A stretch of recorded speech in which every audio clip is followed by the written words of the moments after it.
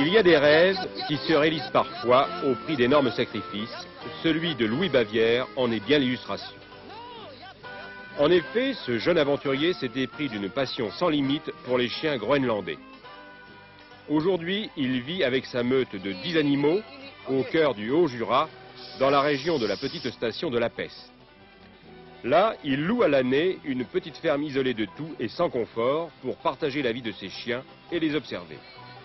Le jour où nous l'avons rencontré, un épais brouillard recouvrait la nature, ajoutant encore un peu plus de merveilleux à ce rêve fou mais passionnant. Oui, alors Louis Bavière, ce qui vous passionne dans la vie, vous, c'est de vivre dans le Jura avec des chiens esquimaux. Avec des chiens esquimaux, oui, bien sûr, mais disons qu'au départ, ce qui me passionnait, c'était le loup. Et puisqu'on ne peut pas élever des loups et observer des loups en pleine nature en France, l'animal qui se rapproche le plus du loup dans sa vie sociale de meute, c'est le chien esquimau du Groenland, ce chien-là. Ces chiens, comment vous les avez obtenus? Alors, c'est une longue histoire. Ça, j'ai travaillé avec un biologiste suisse, Al Bongard, qui est mort de la rage et avec qui on préparait une expédition dans le nord du Canada. Et j'ai récupéré 2 ou 3 spécimens de sa meute et on a remonté avec un ami suisse un équipage ici dans le Jura. Mais alors ici, là, comment vous arrivez à survivre? Parce qu'il faut bien dire le terme, c'est survivre avec des chiens esquimaux. Quelle est la formule? Ben, la formule, c'est l'hiver, travailler, disons, entre guillemets, avec les chiens pour pouvoir vivre toute l'année avec. Travailler, ça veut dire faire un petit peu de tourisme dans le sens de faire des raids avec les chiens pour transporter le matériel avec une équipe de skieurs de fond. Alors pour ça, on travaille avec une association de La Pesse, qui est le petit village juste à côté. Alors disons que tout le matériel est sur le traîneau, hein. Donc on part avec une équipe de skieurs qui en principe n'ont pas de sac à dos ou un sac à dos très léger et on fait en moyenne 15-20 km par étape. Il y a plusieurs races de chiens du Grand Nord. Ça, c'est quoi comme chien? C'est un chien de vitesse? Alors non, le chien esquimau, le groenlandais est un chien de traction lourde, c'est-à-dire que c'est un chien qui peut faire de très grandes distances, très résistant, avec des très grosses charges. Alors que d'autres races, comme le husky de Sibérie, est plus utilisé pour la course, c'est des chiens plus rapides, très résistants aussi, mais beaucoup plus rapides. Et vous, ce qui vous passionne, c'est cette race-là. C'est pourquoi? Oui, parce qu'on peut mieux faire de la randonnée avec des races comme ça, puisqu'ils peuvent tirer très très lourd sur très longue distance. C'est l'aspect rustique. Très rustique, très rustique. Ils habitent tout le temps dehors, ils couchent dans la neige, il n'y a pas de problème. On a vu que conduire un traîneau avec des chiens esquimaux, c'est pas évident. Comment ça se passe? Je veux dire, vous donnez un ordre précis, comment ça se passe?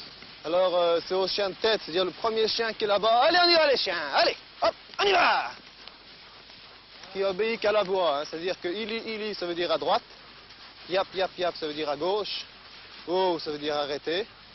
Et ok, on y va, c'est l'ordre de départ. Donc il n'y a aucune rêne, il n'y a rien, on conduit directement avec le chien qui est en tête, le noir qui est là-bas devant. Allez, on y va les chiens. Alors, ili. Et automatiquement, le chien de tête tourne à droite. Et il accélère en même temps. On y va les chiens, c'est bien. Ili.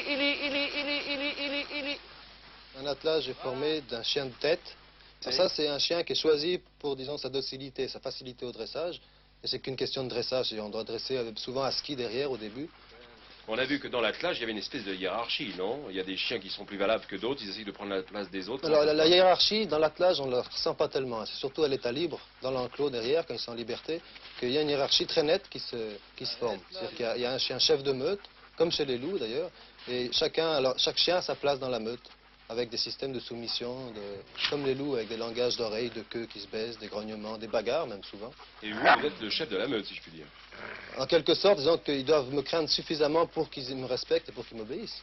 C'est une race vraiment spéciale, mais c'est sûr que c'est un des chiens, une race de chiens qui ont le plus de sang de loup. Alors, on a vu quand même que c'est des chiens extrêmement affectueux avec leur maître, mais est-ce qu'on peut conseiller aux gens d'en avoir des chiens groenlandais? Alors, il y a une mode, ce sont des très beaux chiens, c'est très affectueux, mais disons que si ça n'a pas l'élément neige, ou au moins un minimum de dépenses d'énergie par jour, ça devient des chiens qui sont d'abord pas à leur place, et ensuite qui tournent en rond et qui deviennent peut-être... Surtout pas des chiens de garde. Ah non, aucun instinct de garde, aucun. Ça vient du fait qu'ils n'ont pas de territoire fixe. C'est des chiens nomades, donc ils n'ont pas à défendre un territoire. Dans leur vie de meute, c'est ça surtout qui prime. Mais enfin, vous, ce qui vous intéresse, c'est donc de vivre avec ces animaux, puis en espèce de semi-liberté, quoi, c'est ça? Oui, disons que moi peut-être que je fais un peu un mimétisme avec ces chiens, c'est-à-dire qu'à force de vivre avec, je prends un peu le caractère de ces chiens-là, et puis automatiquement j'ai envie d'être dans des grands espaces, à la limite partir dans le Grand Nord, mais je suis français, et puis autant faire quelque chose en France. Reste là. Reste. Narsoak, reste là. Nouk. Peut détacher la coque. Nouk, reste.